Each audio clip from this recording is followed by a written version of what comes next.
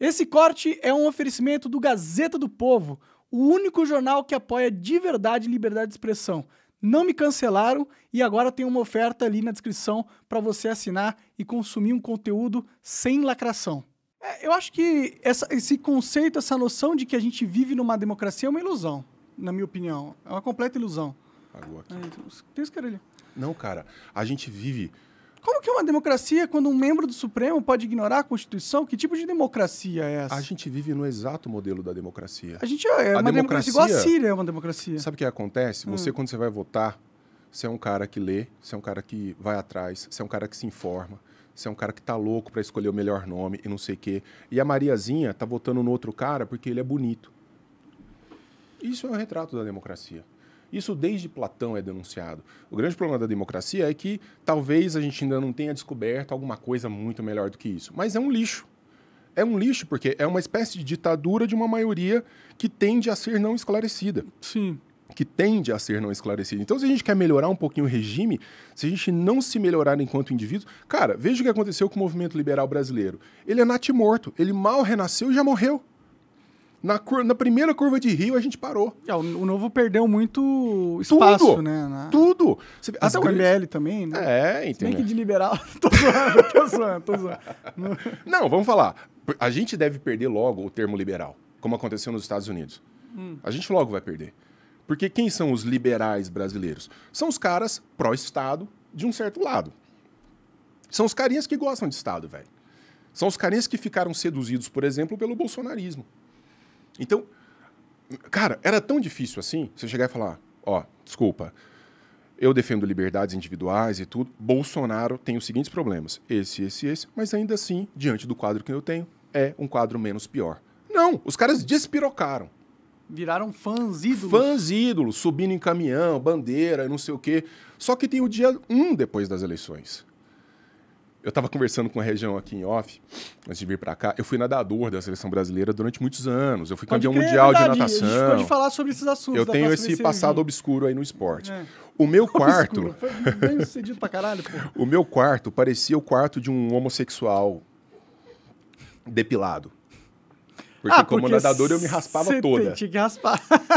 E era cheio de foto de homem. Tinha foto de homem no meu quarto. Quem eram os caras? Matt Biondi, Mark Spitz, Michael Gross, os grandes nomes da natação de tempos passados e do meu tempo. Porque aqueles caras eram a minha baliza. Eu acordava todo dia e via a foto daquele cara de sunguinha. Eu ficava, cara, é isso aí. É isso aí que eu quero ser. Então, o movimento liberal, quando ele se perde numa espécie de adesão a um discurso governamental, a gente esquece que nós temos que ser certas referências atemporais, independentemente do governo que esteja, que nós sejamos capazes de fazer as críticas necessárias. Eu declarei voto no Bolsonaro, mas os bolsonaristas reclamaram do meu voto declarado no Bolsonaro, porque parecia porque eu pisei tanto na cabeça dele, falei, esse cara abusou do direito de ser idiota, não aceitou crítica, abandonou teses liberais na economia flagrantemente, praticou, cooptou o Estado, especialmente no último ano, com rios de dinheiro para comprar voto. Mesmo assim, considero menos pior. Porra, Denis, uma declaração de voto assim era melhor nem ter declarado. Foda-se. Os bolsonaristas, eles nunca estão felizes. Nunca estão. Eu falei que o Bolsonaro era melhor, mas não, você não votou, você não foi lá votar. Você não fez propaganda, você não subiu no caminhão. Sempre tem porque um eu não mais sou que eles putinha querem. de bolsonarista. Exato, eles querem que você seja uma putinha do bolsonarista. E aí não dá. Aí você vê, quer dizer, pra eu ser gente pra essa galera, eu tenho que ajoelhar na porta do quartel e ficar... Vocês já viram as fotos? Dos caras com vela, assim, pros soldados, meu irmão. Quantos anos a gente vai demorar pra se livrar disso? Da ideia, da compreensão de que o político é, antes de tudo, o problema.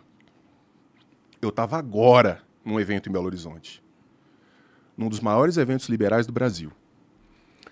O cara que fechou o evento, governador Romeu Zema, que fez um excelente governo em Minas Gerais.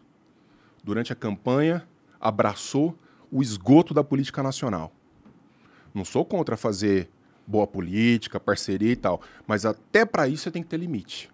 Limite principiológico. Beleza, fez o que fez, não elegeu ninguém a não ser ele mesmo.